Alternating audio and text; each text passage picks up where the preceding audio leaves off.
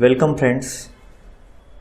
इस video tutorial में हम जो हमारे बचे हुए जो चेक्स है वो देखेंगे।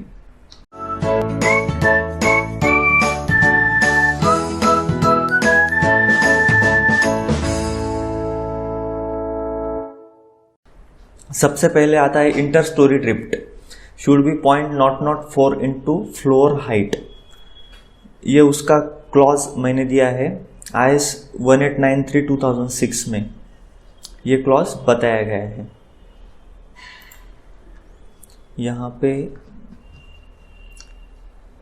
पेज नंबर है उसका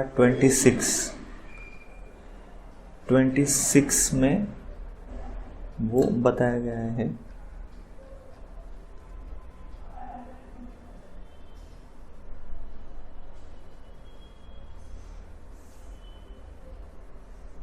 See here, story drift in any story shall not exceed 0.004 times the story height। उसके लिए जाना है डिस्प्ले, स्टोरी रिस्पॉन्स प्लॉट में जाना है। यहाँ पे स्टोरी मैक्सिमम स्टोरी ड्रिफ्ट्स में यहाँ पे जो है RSX एंड RSY। अभी अर्थक्वेक से रिलेटेड जो भी चीज़ें हैं ये हम RSX और RSY से देखेंगे, क्योंकि ELX और ELY का जो फोर्स था वो हमने इससे स्केलिंग कर लिया है, इसलिए अभी RSX में देखेंगे। RSX में ये देखो, ये फैक्टर उसने वो बता रहा है 0.00694, यानी कि हमने समझो 0.004 मल्टीप्लाई बाय स्टोरी हाइट है हमारी 3, तो 0.004 इंटू 3 किया तो हमारा आंसर आता है 0.012 मीटर, और ये है 0.000 यानी कि बहुत ही छोटा है उससे, तो ये विद इन लिमिट है। RSY का हम देखते हैं, RSY का 0.0007 है, तो वो भी काफ़ी कम है। तो ये चेक जो है वो हमने वेरीफाई कर लिया है। अभी maximum deflection against earthquake, sorry ये देखा है हमने, ये नहीं देखा, अभी ये देखते हैं। अभी हम maximum deflection against wind allowed is H/500।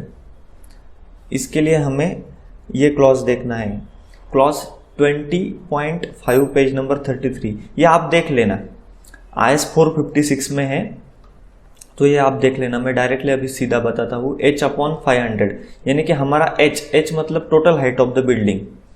Total height जो है वो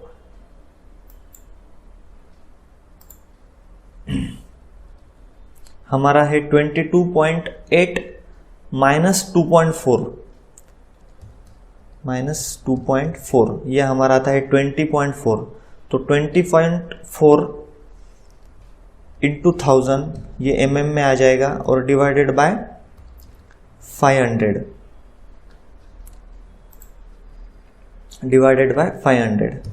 तो ये आता है 40.8 mm। 40.8 mm ये आता है परमिसिबल वैल्यू।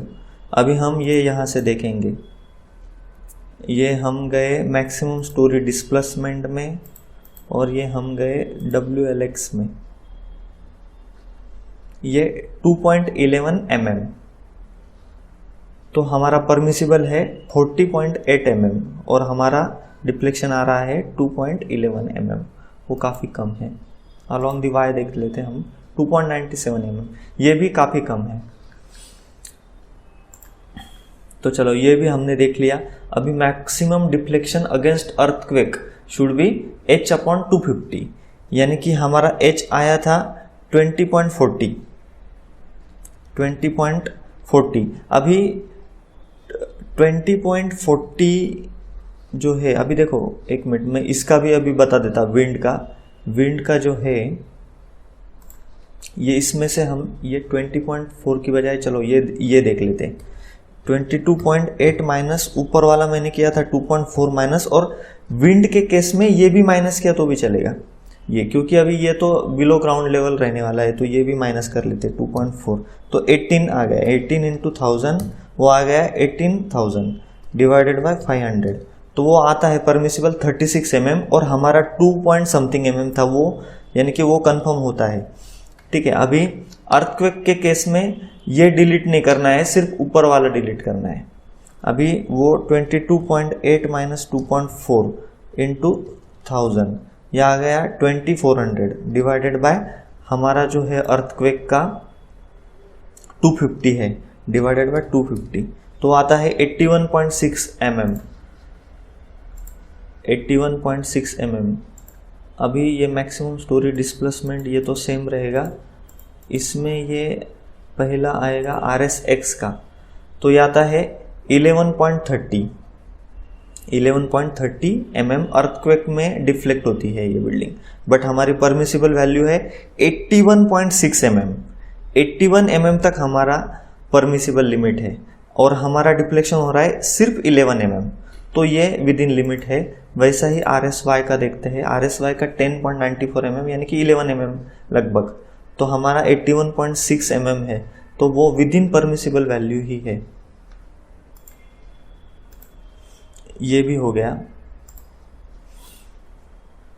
अभी हम देखते हैं maximum deflection against any individual member allowed is span upon 350 और 20 mm whichever is less, see clause 22.2b page number 37 of IS 456।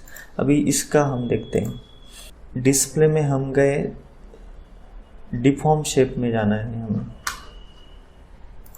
Display deform shape, और यहाँ पे एक कॉम्बिनेशन हमें ऐड करना पड़ेगा, तो वो कॉम्बिनेशन चलो झट से हम ऐड कर लेते हैं। Define load combination, add new combo, यहाँ पे dead load plus live load, यानी कि ये सर्विस लोड कॉम्बिनेशन है, ये हम ऐड कर लेंगे। ये यहाँ पे डेड लोड है, यहाँ पे लाइव लोड मैं ले लेता हूँ, ओके कह देता हूँ, ओके कह देता हूँ। अभी मैं जाता हूँ डिस्प्ले डिफॉर्म शेप, यहाँ पे कम्बो, ये आ गया। अभी तक हमने एनालिसिस तक लोड कॉम्बिनेशन कुछ भी डिफाइन किए नहीं हैं, वो हमें करने हैं डिज़ाइन के लिए, क्योंकि लोड कॉम्बिनेशन जो हम लेते हैं वो सिर्फ डिज़ाइन से उसको रिलेट होता है। ये हम यूज हेड का लेंगे, क्योंकि हमें ग्रेविटी डायरेक्शन में चेक करना है, और यहाँ पे ओके कह दूंगा मैं। देखो अभी हमारा जो मैक्सिमम डिफ्लेक्शन आता है वो आता है 3.15 mm, 3.15 mm। ये कहाँ पे आता है, ये जहाँ पे ये कलर है पिंक कलर, यानी कि यहाँ पे, यहाँ पे। अभी हम बेटर प्लान व्यू में देखेंगे उसको। देखो यहाँ पे तो नहीं आता है वो, उसके नीचे हम गए तो इस पार्ट में वो आएगा।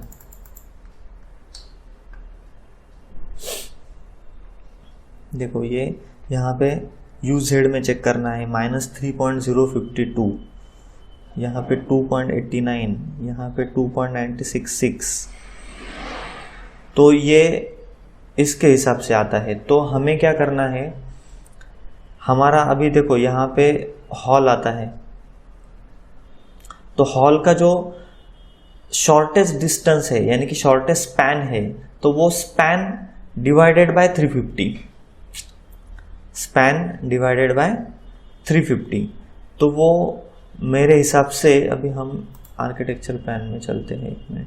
अभी देखो ये है, तो ये हमने समझो ये स्पैन मिनिमम है 3.05, 3.05 इंटू 1000 डिवाइडेड बाय 350, वो आता है 8.71 mm, यानी कि परमिसिबल वैल्यू जो है वो 8.71 mm, और हमारा मैक्सिमम आता है 3.15 mm, यानी कि ये भी विद इन लिमिट है।